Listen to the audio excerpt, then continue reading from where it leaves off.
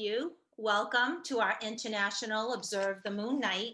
Before we begin, I have a message from Molly Cohen, the principal, John Pavia, vice principal, Stephanie Doucette, vice principal, and all the staff and the volunteers here at International Observe the Moon Night. So thank you to everyone that's here with us tonight, and welcome to our third annual, but first virtual, Observe the Moon Night. We typically gather at beautiful High Rock Tower in Lynn, but tonight we are gathering virtually. Woohoo! What is important though is that we are gathering. We are staying together while we're apart. And we couldn't do this without the help of these awesome volunteers that are here with us tonight. So thank you to Dr. Doug Arian, Bill Cloutier, Dr. Luke Conlin, Mark Polanski, and a special thank you to Glenn Jackson, who supported us as well. So without further ado, let's begin. Okay. So, do you want me to do the chat? So before we start, we always like to start with norms so that we all can work together tonight successfully. I know we want to get to these awesome pictures, but let's start with these norms. For the live chat, this is our first time doing this, so please help us out. Post your questions for the astronomers in the live chat. Teachers, and Mr. Pavia and myself will be moderating the chat. The teachers will read some questions for the astronomers to answer.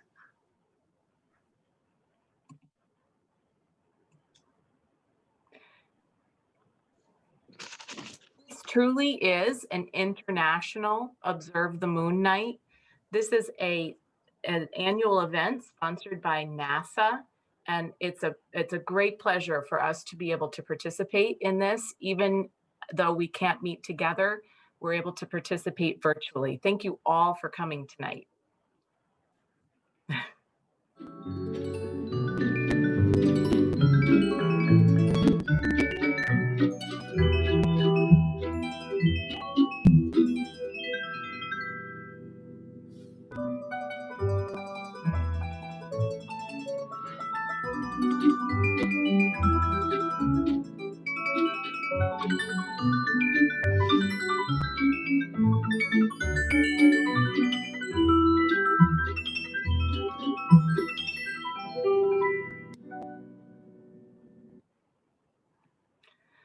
So the original event was a month ago, and our event now is a month later.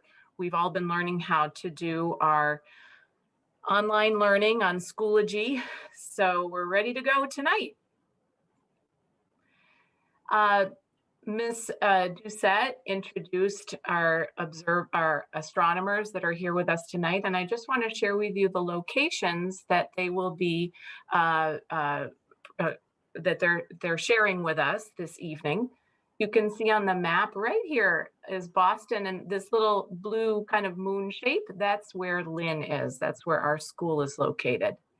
Dr. Arian is located way up here in the White Mountains of New Hampshire. He's at Tamaqua Observatory, and he may be able to tell you the origin of that very interesting name of his observatory.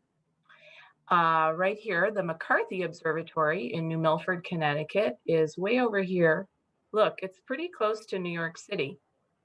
And so we're really talking about quite a distance between Lynn and the Tamaqua Observatory and the McCarthy Observatory.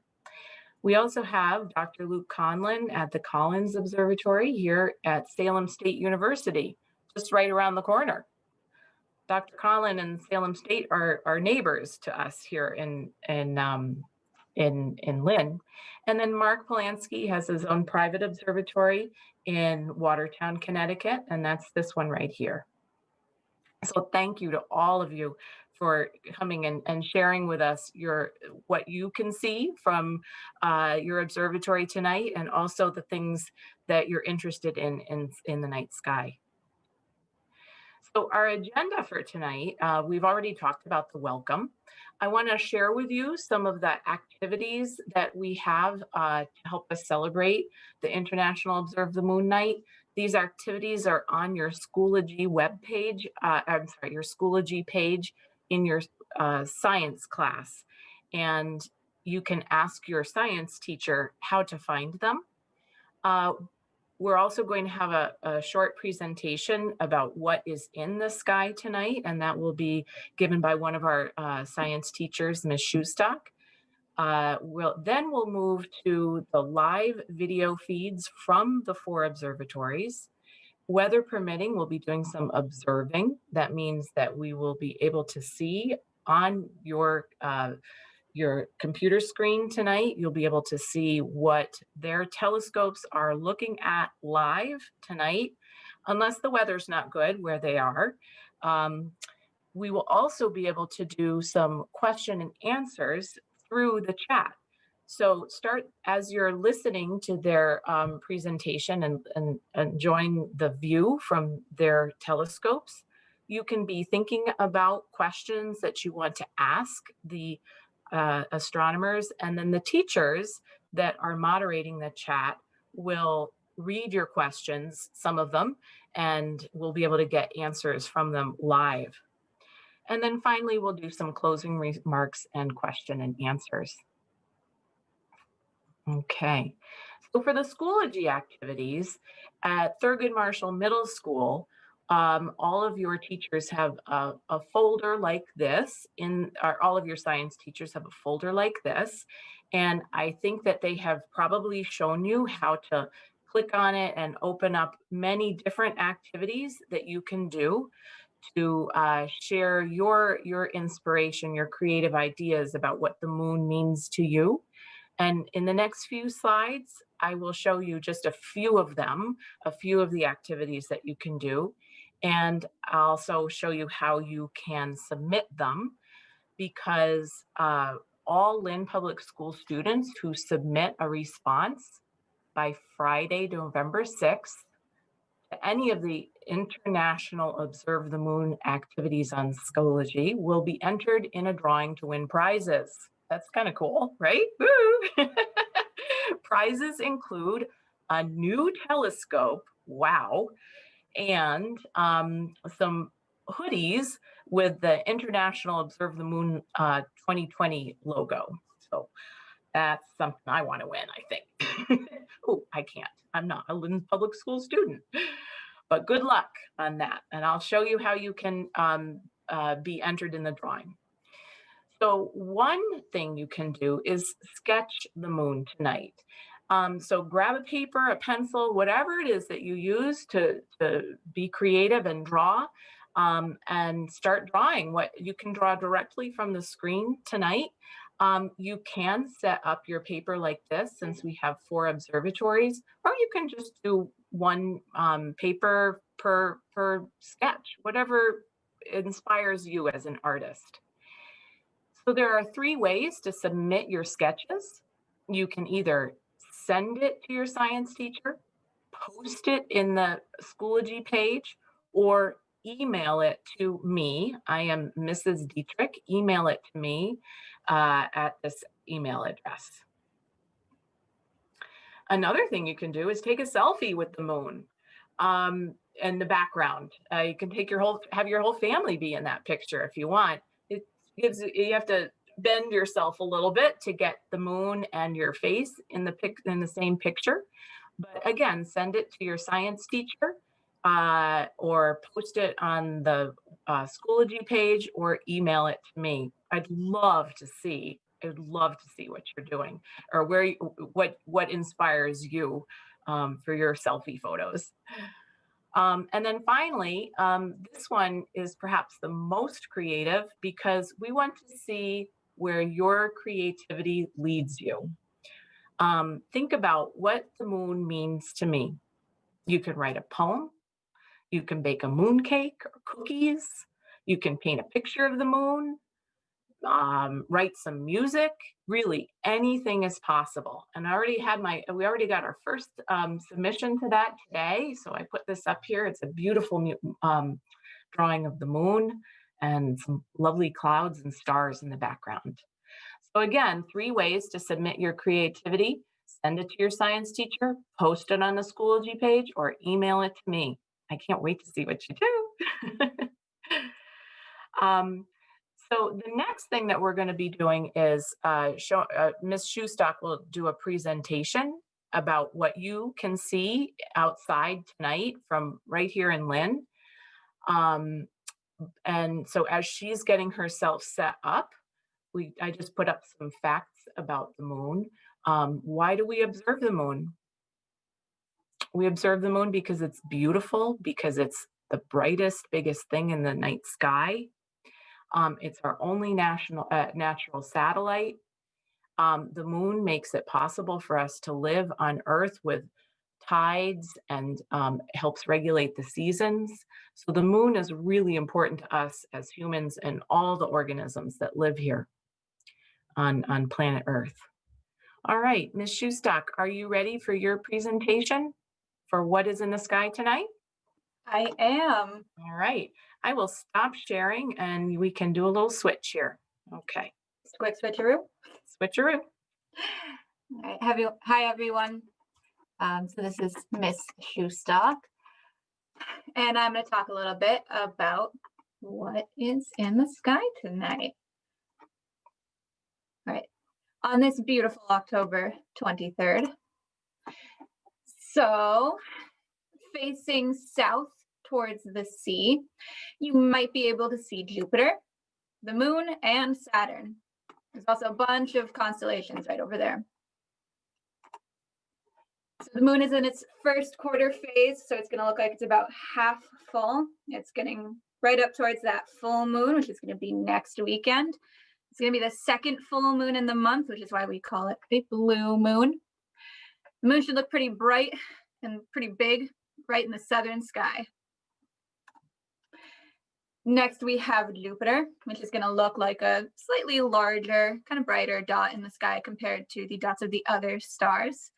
You're going to find it near the moon in the southern sky. Again, you're going to face towards the sea, and then you're going to look a little bit to the right of the moon. And then we have Saturn, which is also going to look a little bit brighter, a little bit larger than the other stars. It's going to be just a little bit higher up than Jupiter and a little bit closer to the moon. You're also going to be able to find it facing south. Now facing east, you'll be able to see Mars if you have a good skyline. It's going to be kind of low in the sky. It'll look like a slightly larger, pale orangish color. It's very, very pretty. And now if you are facing towards the sea and you turn right around, you will be able to see Polaris, the North Star. You'll be able to find it by first finding the Big Dipper and then following these two stars and the Big Dipper right towards a pretty bright star, and that is the North Star. At the zenith, which means you're looking straight up, you will see two very bright stars. One of those stars is called Deneb, and the other is called Vega. Deneb kind of forms the head of a big constellation called Cygnus, which is a swan. And then lots of other stuff. I'm going to show you where to find some star maps that you can look at any point in the year. That'll show you exactly what is in the sky that evening. So Sky and Telescope always provides this week's sky at a glance. So it'll tell you a little bit about what you might be able to see, some exciting stuff that's going on, and some fun facts. Sky and Telescope also has an interactive sky chart, which is what I used to make this lovely image. So you'll be able to put in the date, the time, and even your location, and it'll show you a very, very nice and interactive sky chart. And finally, NASA does some sky watching tips pretty much every week. So that is what is in the sky tonight. All right, and I will stop sharing. And you need to unmute, Mrs. Dietrich. Thank you, Ms. Shoestock. Okay, we're going to continue with our program, and just a moment as I pull my own screen up here. Okay, excellent. So we're moving into the portion of the program where we visit the 4 different observatories in New England. And just a reminder that if you have questions for your the astronomers, post them in the chat. And I know our teachers are are moderating it and are ready to communicate your questions. Before we go on, I'm wondering, are there any questions at this point from the chat that the moderators would like to share with us? So we had a few questions, kind of silly stuff about asking if the moon was made of cheese, and they seem to be moderating themselves in the chat, which is good to see. And then just a lot of comments talking about the constellations and saying what they look like and things. So it looks like people are pretty active in the chat, which is good to see. Thank you, Mr. Ford. Thank you for that information. So just remember, everyone, you can ask questions of Dr. Arian and Bill Cloutier and Dr. Conlon and Mr. Polanski. So, Mr. Arian, are you ready to share what you're able to see outside in the night sky up in New Hampshire? I certainly am. So wonderful. Welcome, everybody. Thank you for inviting me. Thank you so much for coming. And just a reminder, everyone, so we're right here in Lynn, and Dr. Arian is way up here in the White Mountains of New Hampshire. I'm going to stop sharing my screen so we can switch to Dr. Arian's telescope. Okay, let's see. I don't know, can they see me or not? We can see everybody right now, I think so. Okay. There we go. Are you seeing my telescope screen? Yeah. Wow. Beautiful. Well, everybody,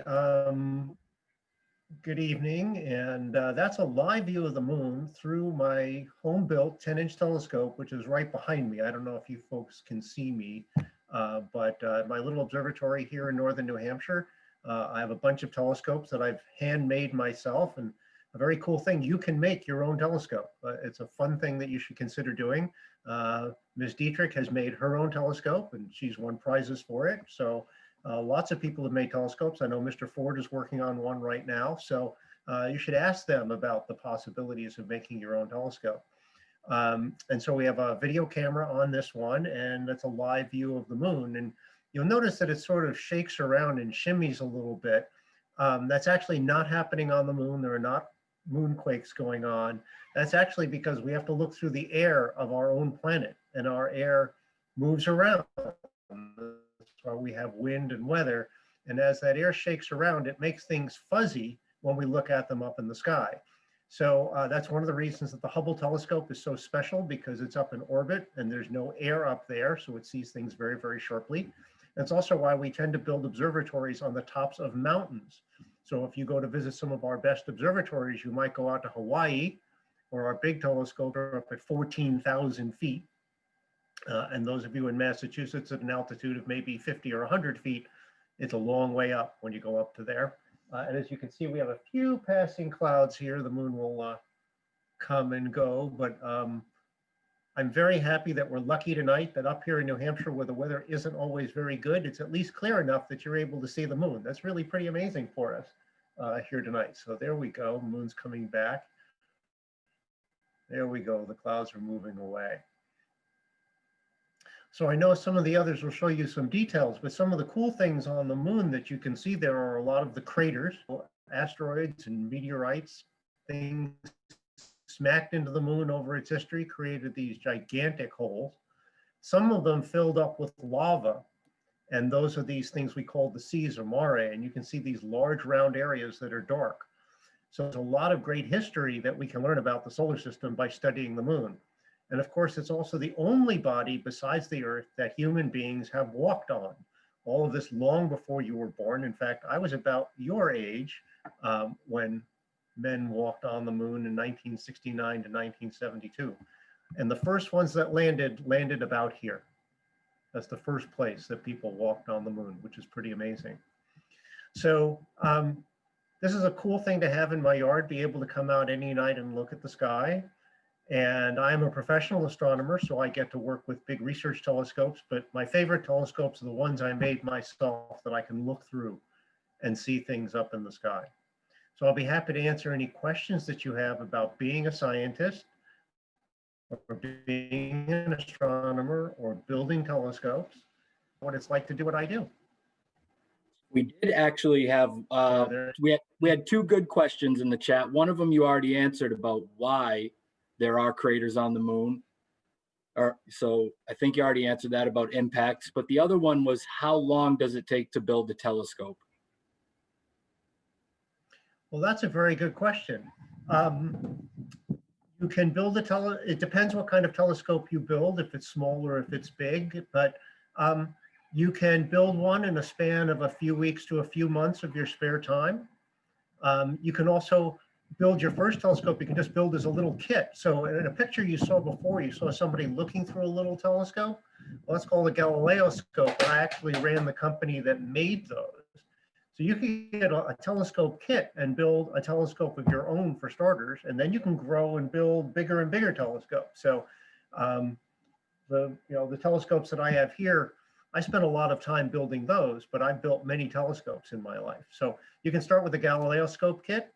You could make your own telescope and buy some lenses or mirrors, or you could make your own optics. And that's something that's very special. Ms. Dietrich has made her own mirror. Mr. Ford is making his own mirror now for a telescope. So you can do that too. You can build it all completely from scratch.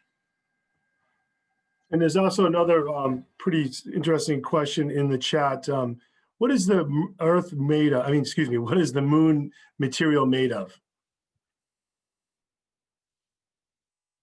So the moon is made out of rock. And interestingly, the rock it's made of is basically exactly the same as the kind of rock that makes up most of the Earth, what we call the mantle, the majority of the ball of the planet, not just the stuff on the surface that we can see. And we know that because astronauts actually brought back pieces of the moon here so we could measure exactly what they're made out of. And that tells us that the moon actually used to be part of the Earth.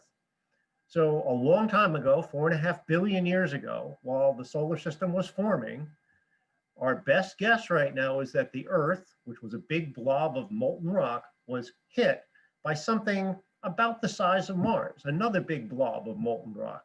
And in that process, a bunch of the material that was going to become the Earth got shot up into space, and it cooled and became the moon. So it's really, really amazing that we can figure that out, but we can. Human beings can figure out a lot of things that happen in space. So the moon is actually made out of a chunk of material that used to be part of the Earth, and it's all rock. All right, thank you. This was fascinating, your information and also being able to look at the beautiful moon through your telescope. Thank you so much, Dr. Arian. And I'm looking forward to having you come and visit my classes online at some point. And I think some other teachers are talking about that as well. So students, this won't be the last time that you get to meet Dr. Arian. Thank you. All right. Are we ready for, Mr. Cloutier, are you ready for us at the McCarthy Observatory? Yes, I am. All right, let me just show the map so people know where you are. So thank you so much, Dr. Arian. We're gonna move on. We're gonna take a little trip here and go to the McCarthy Observatory in New Milford, Connecticut. So we were way up here in the White Mountains of New Hampshire, and now we're gonna come back down here to, close to New York to the McCarthy Observatory with Mr. Bill Cloutier. Thank you. I'm going to stop sharing. And remember, students, that you can draw pictures of the moon and the things that you're seeing on the screen and submit those in the different ways that I shared with you so that you can be eligible for the drawing of the telescope, the new telescope, or the International Observe the Moon Night hoodies. All right, and start thinking about some questions for Mr. Cloutier. And I know the teachers will, that are moderating the chat, will share them with him. And Mr. Cloutier, it's all yours. Thank you. Thank you for coming. Oh, I wish I could open up the observatory dome and show you the moon. We have some wonderful instruments here. Unfortunately, we've got some rain showers and some heavy overcast in the area. So we're going to have to do what we can and stay indoors. But if you notice that wonderful picture of the moon from New Hampshire, that there was a lot of detail along the edge where the light met the dark portion of the moon.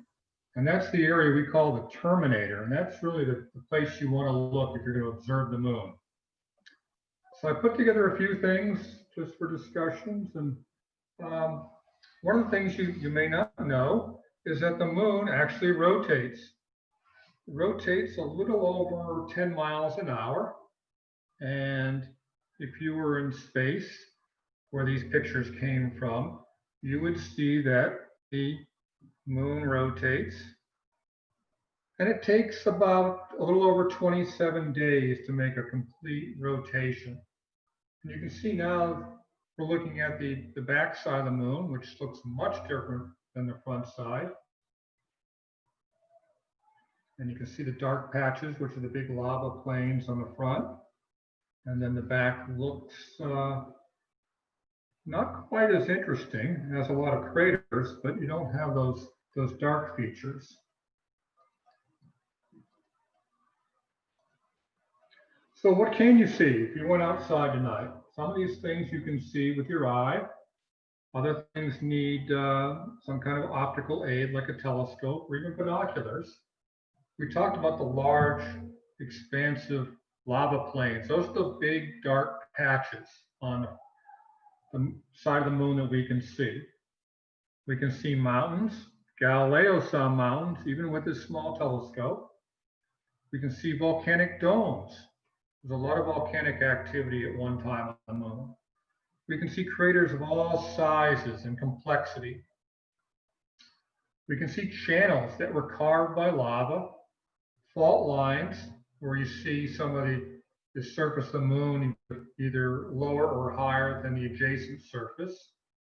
Then we can see the historic landing sites that I just pointed out, Apollo 11. Well, tonight, the sun is just rising on the landing site of Apollo 15 in the Apennine Mountains. And the moon is my favorite target for my telescope because of all the play of light and shadow. And that changes over the night.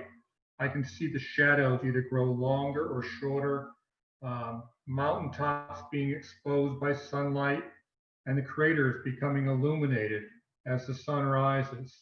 So the scene of the moon is always changing, which makes it a fascinating target.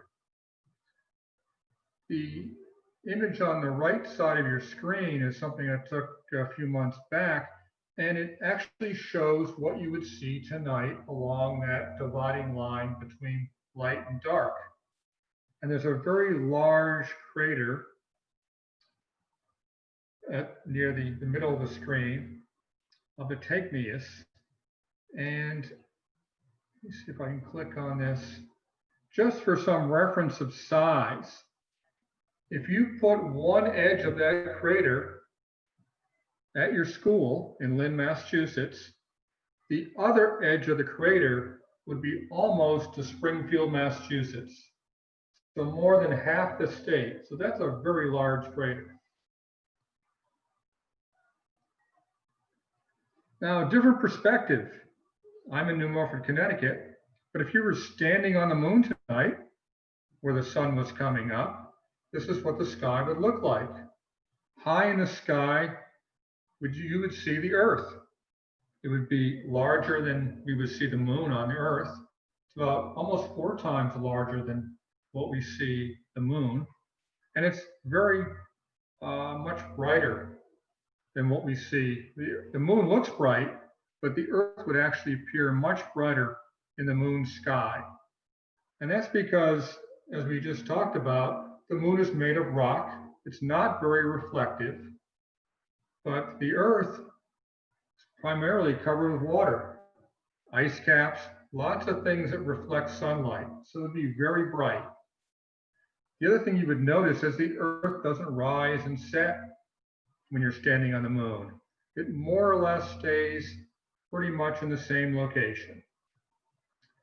And if you looked at some of these constellations and stars, you would notice that you're looking at the winter and spring sky on the moon, while on Earth, you're looking at the summer and fall sky.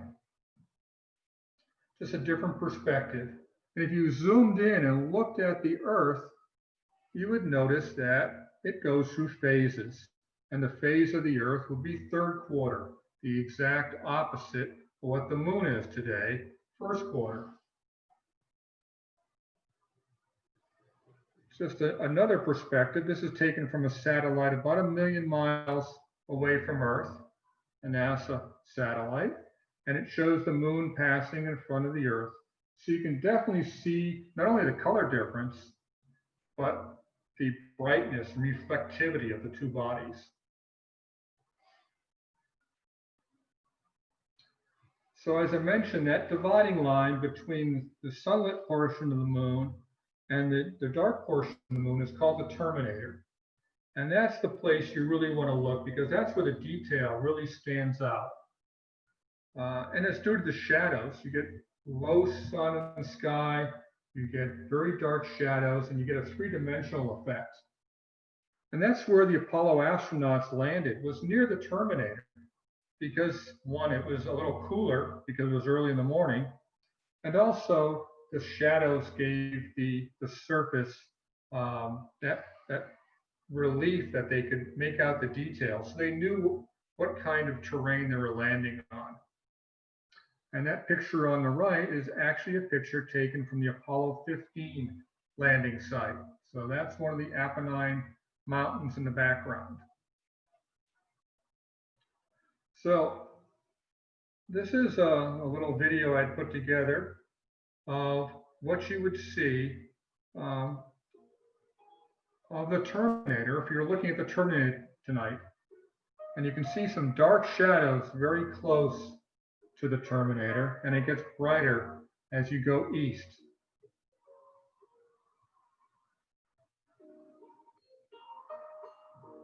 There's the Apennine Mountains coming into play right now. So Apollo 15 landed at the base of those mountains.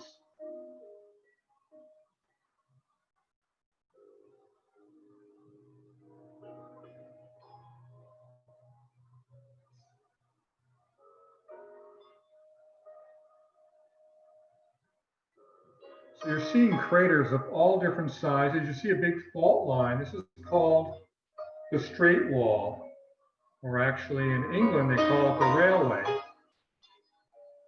That shadow is cast because the ground on the right side of that landform is higher than on the left side. Now we're getting down into the southern part of the moon. You can see it's heavily cratered. You don't have those large, smooth plains.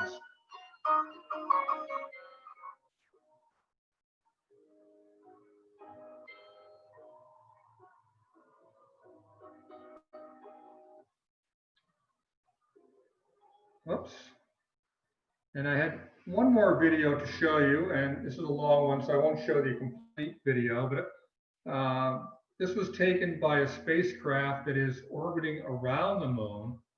And of course, it sped up, but it showed you some great views of sunrise on some of the lunar features. So you can see as the sun gets higher in the sky, the shadows get smaller, and then it exposes more and more of the surface of the moon, the bottom of craters. So this is something that you can find on the internet. It's put out by the Goddard Space Flight Center. And it's a nice long video that shows you various landforms. You can see how the lower portions of the craters come into view as the sun gets higher in the sky. So there's so much to see on the moon, and it changes by the hour and by the day.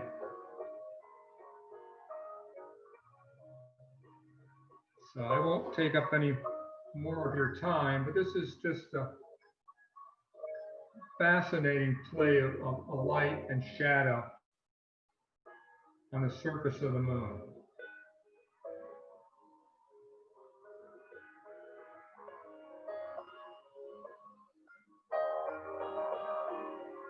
This is a multi-ring crater, large enough that they call it a basin.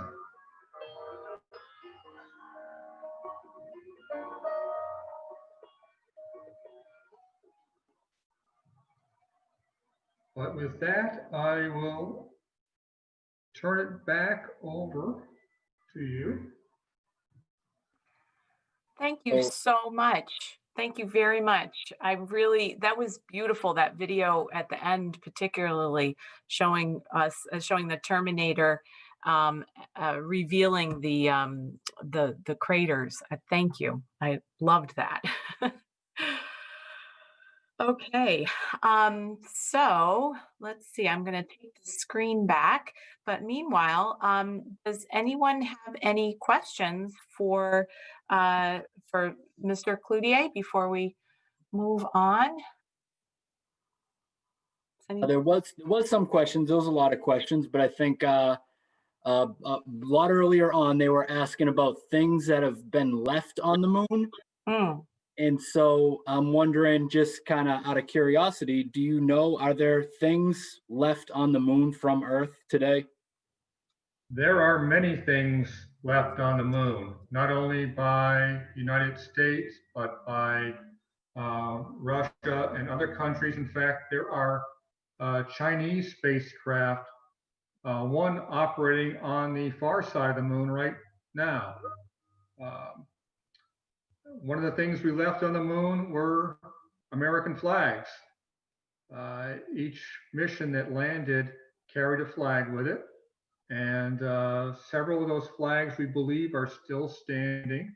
And we can see some of the equipment we left on the moon because we have satellites in orbit around the moon that can resolve objects, fairly large objects, but we can see some of the equipment and some of the parts of the spacecraft that we left behind. Mr. Cloutier, I have a student who just sent me an email with a question for you. She wants to know, Carolyn wants to know, why is the moon gray? Well, I think the answer has to do with the type of rock. And when you think about it, it's mostly a lot of volcanic rock on some of those areas that we're looking at, especially on the near side. So when you think of lava and you think of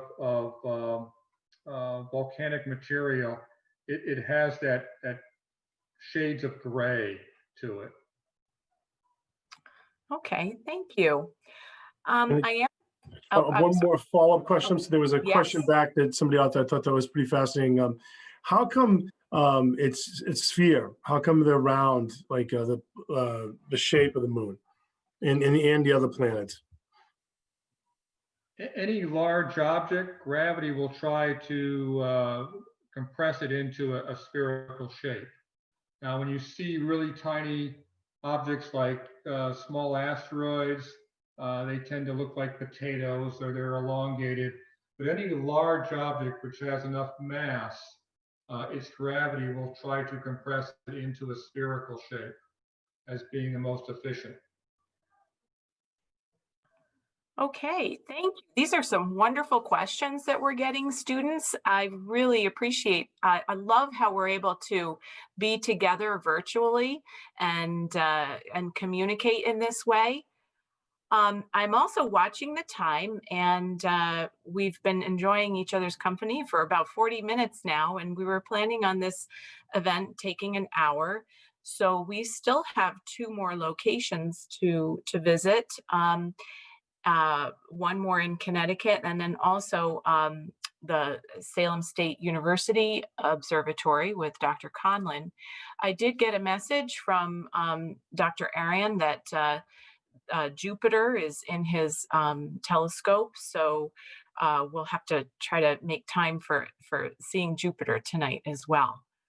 So I think we're ready to move on to Dr. Conlon at Salem State University.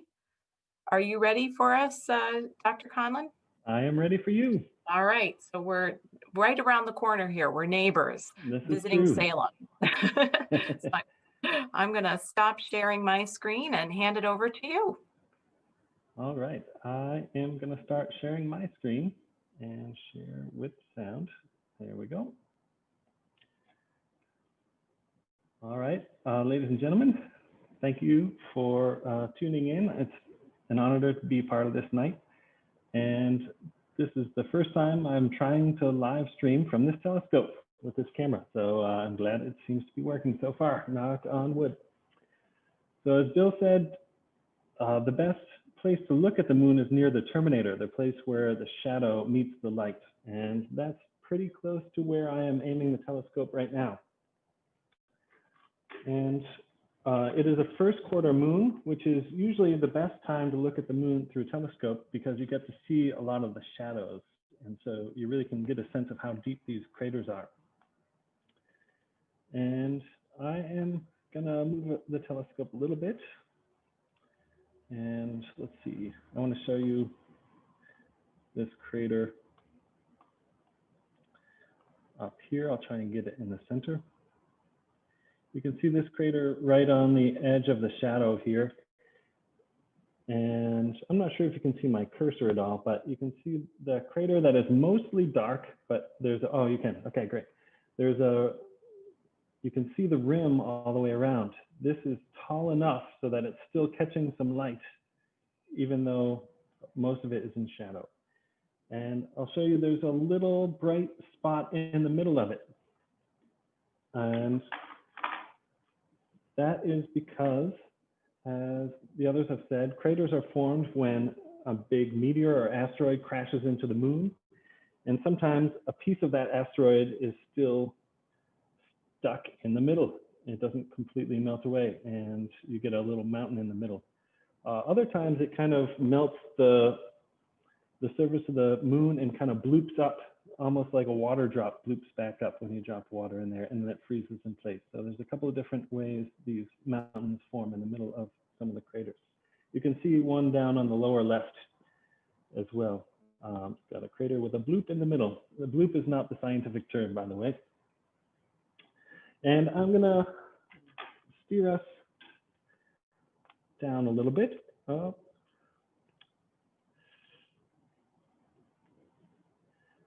To a group of craters that caught my eye.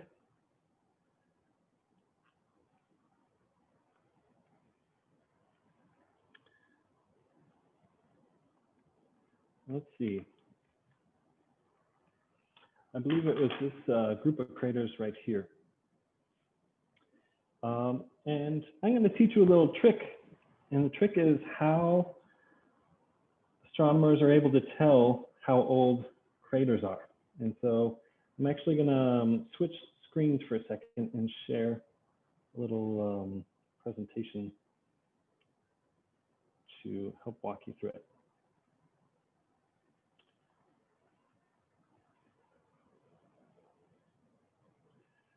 Okay, first of all, I should introduce myself now that I've talked.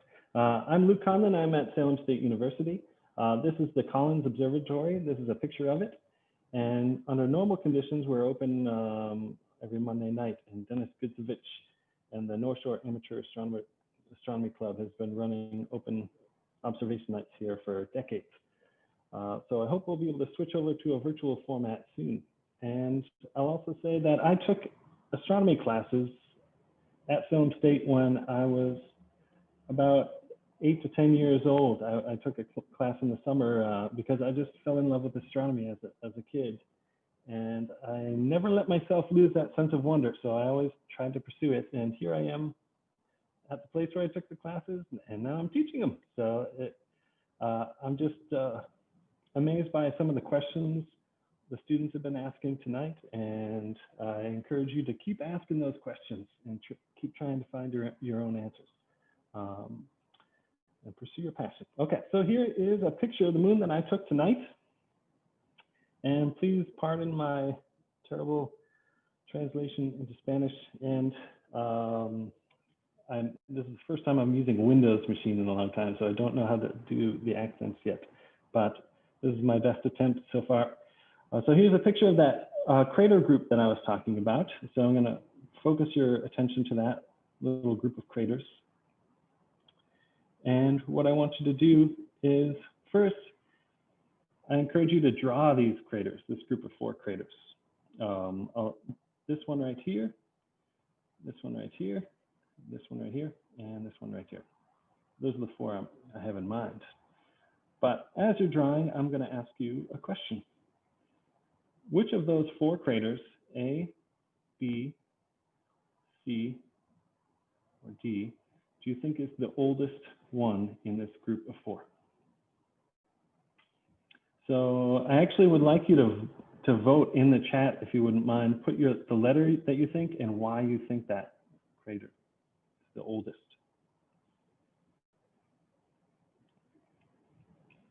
And maybe Mr. Ford, you can tell me some of the kinds of answers that are coming in. So the YouTube's just a little bit behind, but we got Sure, Miss sure. Doucette. Miss Doucette is voting on D. Okay. We have a vote for A, another Ooh. vote for A. All right. Which crater is the oldest? Oh, now they're flowing in here. Ooh, We got a lot of people guessing B. a lot of B's. Say B is the strongest vote right now. All right. Is anybody saying why Reality, we're they're all over choosing the B? place. Okay. A lot of people are choosing B though. All right.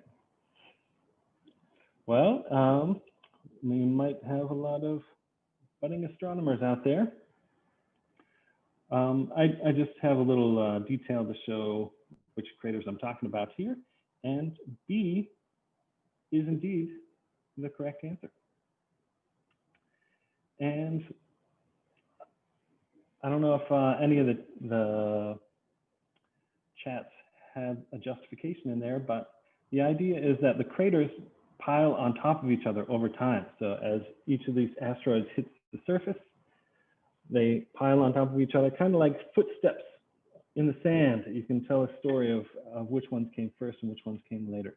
So that's one of the ways astronomers tell the relative age of craters. Another way to tell is how sharp the rim of the crater is. So you can see A has a very sharp, well-defined rim around the edges. And that means it's younger because not as much dust is piled up on top of it to make it smooth. Whereas B, the old crater, has very smooth edges by this time. I do want to share that we had some students who did get it right. They said B was the oldest because the other craters were covering it. And we did have some students suggest that B was the oldest because it looked the most worn. So maybe they were here with us last year in your telescope. Could be. Or it could be that you're already using the tools of astronomy. And so I encourage you to keep pursuing that. All right. So if we want to have time to go to Jupiter, I could switch over now, or I could go back to my live stream. So Dr. Conlon, yeah, I am paying attention to the time here. So it was Dr. Arian who said he has Jupiter already in his telescope. Are you still ready with Jupiter, Dr. Arian? Or you're muted, I can't. Right. Yeah, I've got Jupiter here. I can put that on there. Can you do a quick switch? So if and you then unshare. and then we also need to have time for Mr. Polanski too. So Right, here we go. So we'll do this quickly. Tell me when I'm up. Do you see Jupiter Oh, on yeah. there yet? and I see there's some people in the Okay, chat talking so- about wanting to see Jupiter. So this is good. it's very windy here, so things are bouncing around. But when it gets steady, you can see the bands on Jupiter. You might have seen that in the picture of Jupiter before, these dark bands that are across the planet. And what I can also do is I can jack the gain on here. And when you do that, Jupiter's moons show up. So this is Ganymede, Europa, Io, and Callisto, the 4 big moons. Jupiter has 79 moons, by the way, an awful lot of children, a very big family. But it has 4 big children, and here they are again. And they're really cool. You can even see them in binoculars or a Galileoscope. And Io, this one moves around very quickly. It goes around in about 20 hours. So if you look at it and look at it again an hour later, you'll actually see it move, which is very, very cool. But with this, you can, as I said, you can see the moons, and now you can see, here we go, some detail on the planet. I'll zoom in just a little bit more. There we go. And you can see the bands on Jupiter there, even though it's very windy and things are bouncing around a lot. So there you go. Dr. Arian, thank you so much. That's really beautiful. I'm glad we got to see Jupiter tonight too. And we switched so quickly that I didn't get a chance to say a proper thank you to Dr. Conlon, but thank you so much for sharing your knowledge of the moon and your view through your telescope. We have only about 8 minutes left, and I know I wanted to give some time for questions and also for Mr. Polanski to share some of his work. Are you ready to do that, Mr. Polanski? Sure, I can do that. Okay, so let me just show you where he is. He's right here. And unfortunately, we're going to have to be kind of quick. This has been so interesting.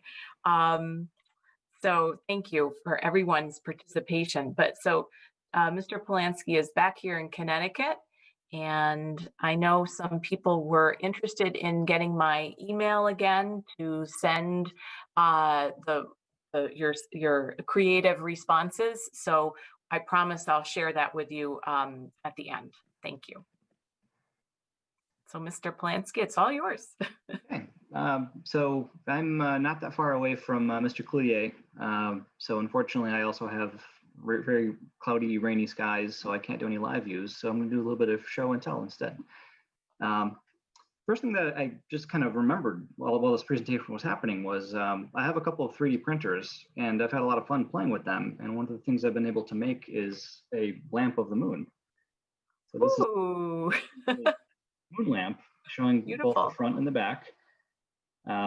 So this is something pretty cool that is it's a great way to study the moon because it's very detailed. All the craters are there and it lights up, and I can make it change colors. So this was a fun thing to put together. That sounds like your creative response to what the moon means to me. Absolutely. So now I'm going to share my screen again because I didn't have the ability to do a live view of my telescope. So I'm going to show you the telescope itself. This is my 10-inch reflector telescope. It's called a reflector telescope because it has a giant mirror in the back of it. You know, the same as you'd use to, check your hair or make sure, you look good before you go out. This has a 10-inch mirror in the back of it. And I'm going to show you some of the pictures that I've been able to get with it, with the camera that I would have normally used to show you the live feed of the moon. So this is a picture that was taken about 3 years ago. And oddly enough, the moon is almost in the exact same phase and location as it is tonight. So this is a very good overview of what the moon actually looks like if I were to be able to bring you a live shot. And it's a very detailed image. I can zoom this in pretty far, and you can see a lot of detail on a lot of the features and craters. So there's a lot to see and a lot to pick up here.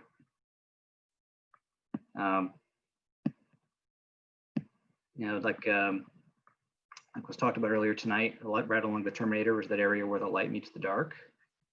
And what this tells me is the sun is located off to the right side. So it's casting light on only one side of the moon right now. That's why there's a light side and a dark side. So my next image is going to be Hopefully Mars. Nope, my sharing is paused. Why is my sharing paused? Resume the share. There we go. That's better. So this is through the same telescope. This is an image of Mars from earlier in the month. This also came out pretty well detailed. You can see a lot of the planetary features. There's that nice white spot in the bottom of it. That is a polar ice cap. So that's a combination of frozen carbon dioxide and maybe a little bit of frozen water. That's going to be a very interesting spot to check out for future robotic missions. You know, we have a couple of rovers on Mars right now. None of them right now can get as far as where the polar ice caps are, but maybe at some point in the future we'll be able to explore that.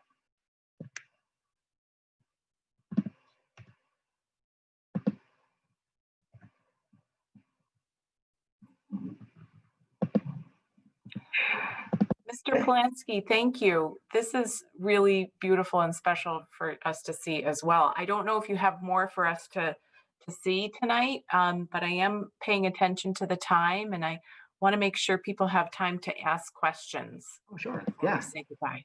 Yeah, that was the gist of it. Just wanted to kind of see what or show you what you Yeah. could do with a telescope like this. Excellent. All right. Well, I'm going to take the screen back then. And as we're starting to finish up, I want to remind you that if you have any last questions for any of the astronomers or anyone here, you can ask them now. And I'll let Mr. Ford take over asking or reading the questions for us. But meanwhile, I promised that I would share my email again. I know some people wanted to know how to send their creative responses about the moon. So I'll leave this page up while Mr. Ford directs the questions and answers right now. I think just, I think it's perfect that we have the email up because that was probably the #1 question being asked most often. But I think the question we could probably wrap this up with is a lot of people were asking, why did you guys decide to do this for a job, for a career? What kind of inspired you to become astronomers? And I think that's a great way to leave this off. So maybe Dr. Conlon, you're just at the top. Do you want to start? All right, it's a wonderful question. It's a tough one to answer, but I think the driving force for me is just always wondering, what is this world we're in, and what is our place in it? And looking up at space and the stars makes me think about that, and makes me ask questions, and it makes me want to try and answer those questions. So I just keep doing that, and that's how I learn. I never seem to get the answers to the questions. I seem to only come up with new questions, but it's a lot of fun trying to answer them. Anyone want to jump in?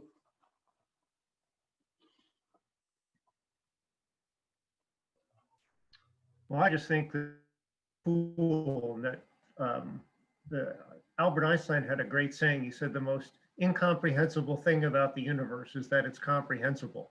It's amazing that we little humans can actually understand how the whole universe works, and we really do, which is really, really amazing and very, very cool. And telescopes are fun. It's a fun thing to make. It's a fun thing to look through. It's amazing that with your own eyes you can see how the universe works. I grew up during the Apollo era, so we were going to the moon. It was very exciting times. I think we're starting to see that excitement come back again now that we're looking to go back to the moon and also to Mars. So very exciting growing up and watching the astronauts take those first steps. Can I piggyback on that for 1 second? And I know we're running out of time, but we did have a teacher ask about the upcoming mission to the moon in 2024. Is that something, what do we think about that?